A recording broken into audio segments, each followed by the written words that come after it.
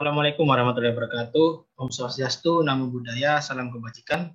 Selamat datang di Laboratorium Pemrograman Komputer 2021. Perkenalkan, nama saya Indra Budi Pratama dari Angkatan 2018.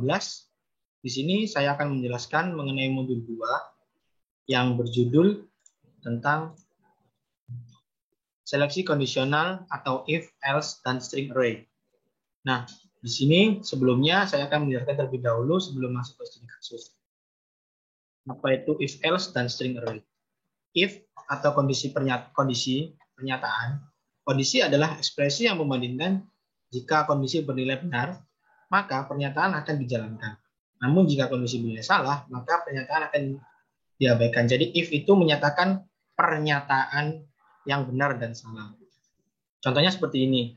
Pernyataan berikut akan menampilkan tulisan X adalah 100. Apabila X bernilai 100, maka if buka kurung X sama dengan 100. Dan untuk cout-nya, untuk output-nya, maka X adalah 100.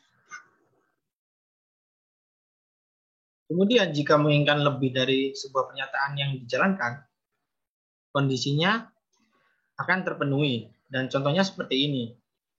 Dengan menyertakan tanda kurung 2 kali.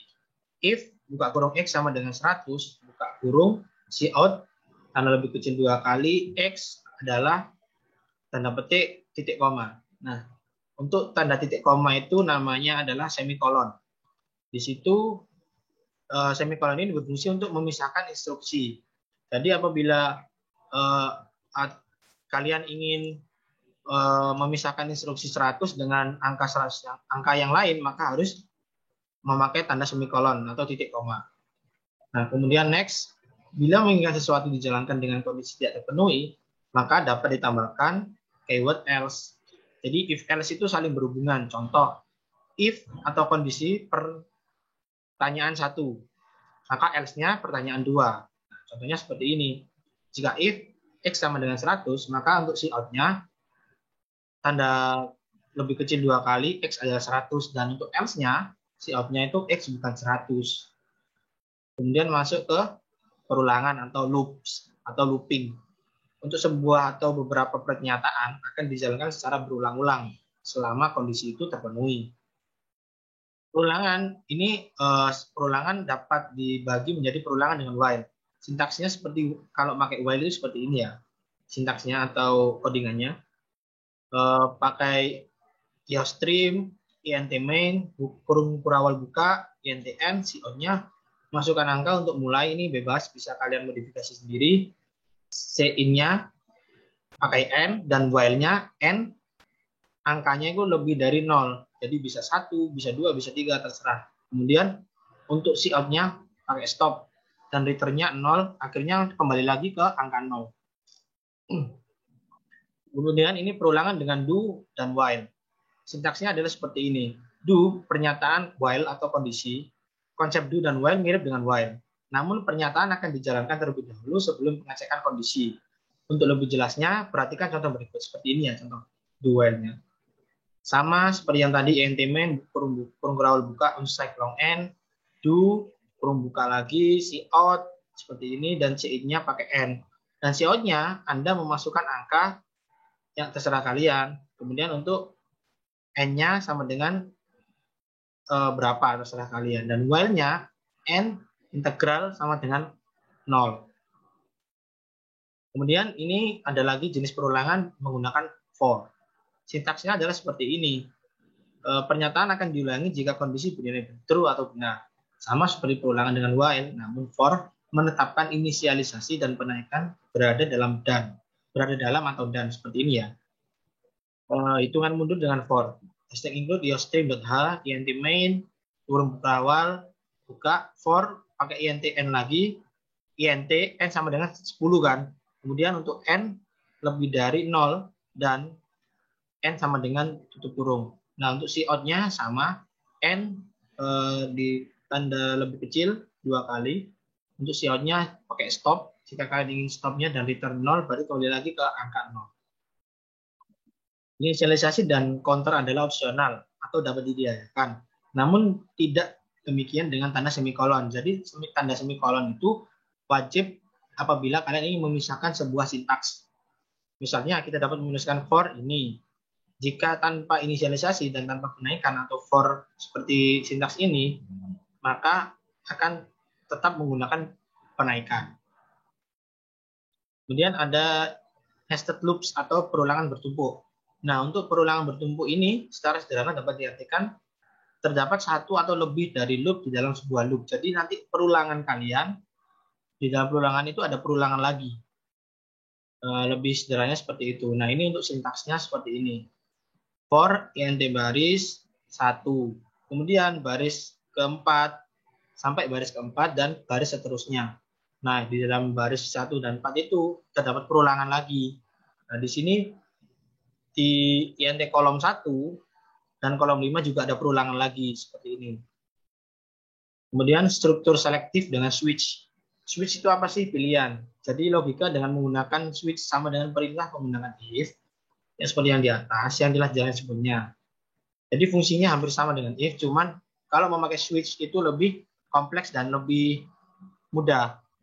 Misalkan switch atau pilihan, case-nya itu terserah kalian, bisa case memakai apapun. Nilainya satu, nilai pertama, blok pernyataan 1, nah dipisahkan dengan break.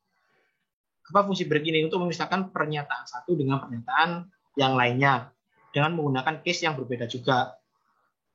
Sampai pada akhirnya nanti ditutup dengan angka kurung kurawan tutup. Kemudian ini fungsi string. Nah, string di sini dapat digambarkan sebagai deklarasi sebuah variabel dengan panjang hingga 20 karakter, termasuk diakhiri dengan karakter 0. Untuk inisialisasi stringnya dapat dilakukan dengan berbagai cara. Contohnya seperti ini. Char nama kalian. Ini kan 20. 20 yang dimaksud adalah 20 karakter. Karakter itu seperti ini. R itu satu karakter. Kalau 20 karakter berarti maksimal 20 karakter. Dan hasilnya didapat seperti ini.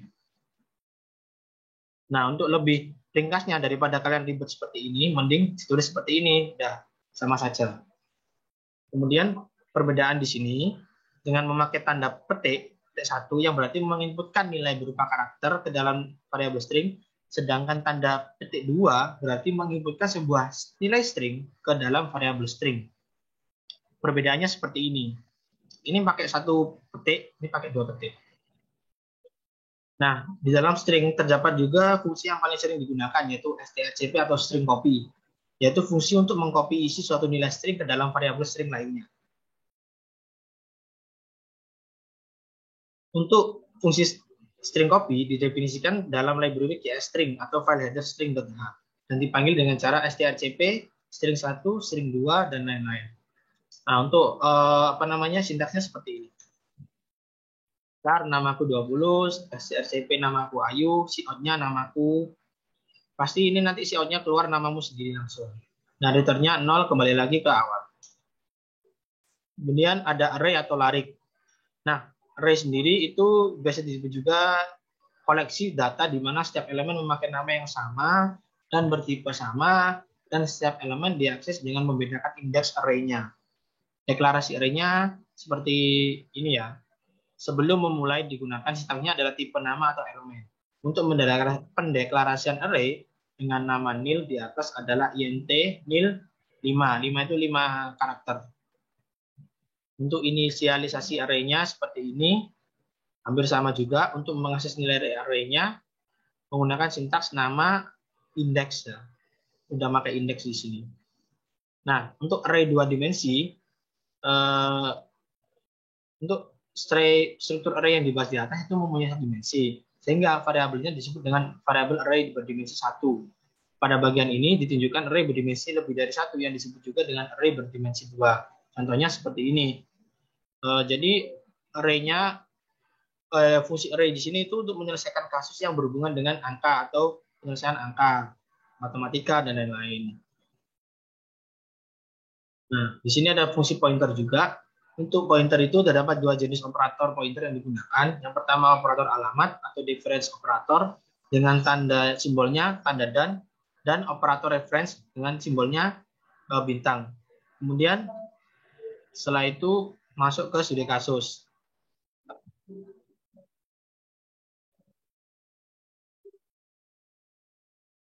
Ya, di sini langsung masuk ke studi kasus tentang modul 2. Studi kasusnya masih sama dengan modul 1 yang kemarin, yaitu mengenai penjualan bunga di toko bunga. Nah, studi kasusnya seperti ini. Nah, di sini